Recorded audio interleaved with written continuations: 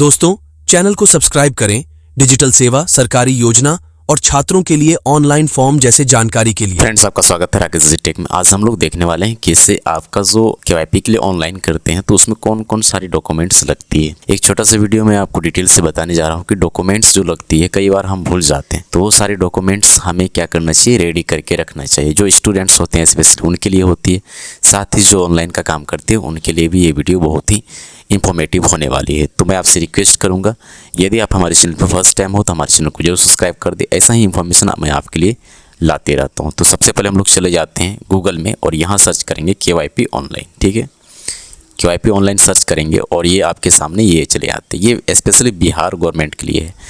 तो ये जैसे आप क्लिक करोगे तो इसका लिंक ये दिया गया यहाँ पर है। तो यहाँ पर आप देख सकते हो, ये है आपके सामने दिया गया जो इसका लिंक है वो है saatnischay.upmission.bihar.gov.in। तो यहाँ पर आप चले जाएंगे और यहाँ से जैसे ही आप अप्लाई करते हो ना, उससे पहले आपको डॉक्यूमेंट्स की रिक्वायरमेंट होती है। तो डॉक्यूमेंट्स आपको कौन कौन सी लगने वाली है वो मैं आपको बताऊंगा। हमारे पिछले वीडियो को देख लीजिए जो कि मैं डिस्क्रिप्शन में लिंक कर दिया हूँ। यदि आपको ऑनलाइन कैसे करना है, कैसे जो ऑनलाइन करने का जो प्रोसेस होता है वो सारी चीज़ें यदि आपको देखना है तो आप जा सकते हो। तो इसके लिए मैं आपको लेके चलता हूँ। एक डॉक्यूमेंट्स का PDF है जहाँ से आपको क्या करना है, वो सारी डॉक्यूमेंट्स आपको रेडी करना है और फिर आप ऑनलाइन करवा सकते हो। तो सबसे पहली बात, यदि आप 10वीं या 12वीं पास किए हो तो उसके लिए जो डॉक्यूमेंट्स दिया गया यहाँ पर है, आपको सिर्फ एक एडमिट कार्ड या सर्टिफिकेट की रिक्वायरमेंट होती है। ठीक है, और दूसरी बात में क्या है, 10वीं या उसके समकक्ष परीक्षा उत्तीर्ण संबंधित प्रमाण पत्र, जैसे आवेदन की जन्म तिथि मतलब वर्णित हो। तो जन्म का प्रमाण कुछ भी हो, जैसे आपका 10वीं का मार्कशीट हो गया और आपने जो पास किया वो भी मार्कशीट में ही काम चले आता है। तो उसमें तीनों नाम होना चाहिए, जैसे माता का, पिता का और खुद का नाम होना चाहिए। तो तीनों का नाम रहेगा। अब चले आते हैं एक निवास प्रमाण। निवास प्रमाण यदि आपके पास है तो ठीक है, नहीं तो आप एड्रेस के लिए आप आधार भी यूज कर सकते हो। और फिर आपका नेक्स्ट में क्या चले आता है, ये आपको चले आता है बैंक का नाम। ठीक है, बैंक का डिटेल्स जो है, अकाउंट नंबर और आपका खाता संख्या, ये सारी चीज़ें आपको लगती है। तो यहाँ पर आप देख सकते हो कि आपको बैंक खाता संख्या तथा संबंधित बैंक शाखा का IFSC कोड होना चाहिए। तो बैंक का पता मतलब IFSC कोड, बैंक का खाता नंबर, ये सारी चीज़ें होनी चाहिए। फिर आपको लगेगी आधार कार्ड। इतना सा ही आपको डॉक्यूमेंट्स लगता है। यदि आप मैट्रिक पास किए हो तो मैट्रिक पास करने वालों के लिए सिर्फ मैट्रिक का एडमिट कार्ड जो होती है वो चाहिए होता है और आपका आधार कार्ड चाहिए होता है और आपका एक बैंक पासबुक। इतनी सारी चीज़ें होती है और आप केवाईपी के लिए ऑनलाइन करा सकते हो। यदि आपको पूरा जानकारी लेना है, यदि आप पूरा पढ़ना चाहते हो तो मैं इसका लिंक को शेयर कर दूंगा आपको डिस्क्रिप्शन बॉक्स में। वहाँ पर चले जाना, वहाँ से भी आप क्या कर सकते हो, इनको देख सकते हो और पढ़ सकते हो, सारी जानकारी को हासिल कर सकते हो। लेकिन जो मैंने बताया विशेष स्पेशली 3 डॉक्यूमेंट्स होनी चाहिए आपके पास में, मार्कशीट, आधार कार्ड और बैंक पासबुक, और आप इससे ऑनलाइन कर सकते हो। साथ ही 2 चीज़ और रिक्वायर्ड होती है, जैसे आपका हो गया मोबाइल नंबर और आपका ईमेल नंबर। ये तो होना ही चाहिए, ईमेल ID और मोबाइल नंबर आपको चाहिए ही चाहिए होता है।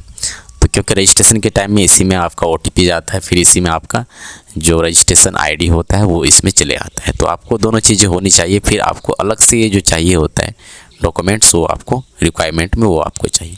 साथ ही फ्रेंड्स मैं आपको बता दूँ, यदि आपका एज 15 साल से कम है तो फिर एक दिन भी यदि कम रहेगा तो फिर आप अप्लाई नहीं कर सकते हो, जो कि यहाँ पर दिया गया है। आपका 15 दिन से भी कम रहेगा तो आप अप्लाई नहीं कर सकते हो। तो इसीलिए मैं आपसे रिक्वेस्ट करूँगा, आप अपने जो डॉक्यूमेंट्स है ना, जो डॉक्यूमेंट्स है उसमें आप चेक कर लेना, 15 साल से 25 साल होना चाहिए। न्यूनतम 10वीं साल पास होना चाहिए, अधिक से अधिक 12वीं और उससे भी अधिक जा सकते हो।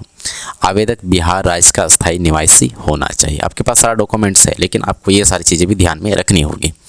और फिर यहाँ पर दिया गया 20 से 25 वर्ष के जिन बेरोजगार युवक, यदि आपको स्वयं भत्ता है ना, यदि 20 से 25 आपका एज हो गया है, यदि स्वयं भत्ता के लिए आप अप्लाई करना चाहते हो तो आप अप्लाई कर सकते हो। इसके अलावा वैसे छात्र जो 10वीं उत्तीर्ण हो और किसी कारण से आगे की शिक्षा प्राप्त नहीं कर पा रहे हो, उसकी आयु 15 से 25 वर्ष के अंतर्गत हैं और वे कौशल विकास हेतु प्रशिक्षण प्राप्त करना चाहते हो, उनके लिए भी कौशल युवा कार्यक्रम प्रशिक्षण अनिवार्य होगा। तो ऐसे विद्यार्थी जिन्होंने 10वीं पास करके 15 से 25 के बीच में, तो उनको भी केवाईपी करना चाहिए। 15 से 25 वर्ष के आयु वर्ग के वैसे बेरोजगार युवक युवती जो अध्ययनरत नहीं, जो पढ़ाई लिखाई नहीं कर रहे हैं ना, जो कोई काम कर रहे किसी वजह से, वे चाहे तो केवल कुशल युवा कार्यक्रम के लिए भी आवेदन दे सकते हैं। तो ये सारी चीज़ें हैं आवेदन देने के लिए, ठीक है। तो आप आसानी से क्या कर सकते हो, आवेदन दे सकते हो। मैंने सारे डॉक्यूमेंट्स के बारे में बता दिया, मैंने एज के बारे में बता दिया, और कुछ नहीं है इसमें बताने के लिए जो कि मैं आपको बता सकूं।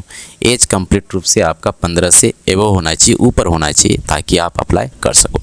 तो आई होप जो है कि फ्रेंड आपको बहुत सारी जानकारी मिल गई है। यदि इसमें भी कुछ कमी है तो मुझे ज़रूर कमेंट करना, और हमारे वीडियो को देख लेना, जिससे आप अप्लाई कर सको खुद से भी या कहीं कैफे से भी अप्लाई करवा सको। कहीं कोई दिक्कत होता है मुझे ज़रूर कमेंट करना।